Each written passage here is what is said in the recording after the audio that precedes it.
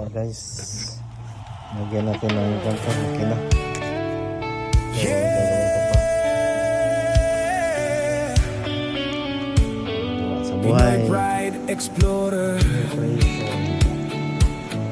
Cagayan de Oro, para sa pamilya.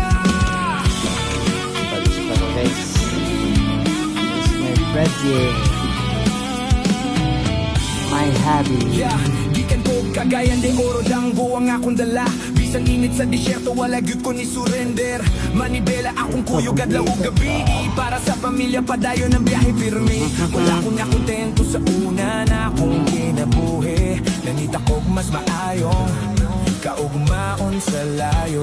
Dako nga truck ang akong kauban, Canada ug Amerika akong agianan.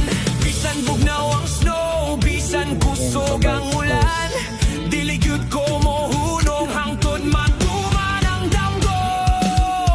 Pinoy Pride Explorer, padayon lang sa pagbiyahe. Canada hangtod USA, pusong Pinoy ang akong dala.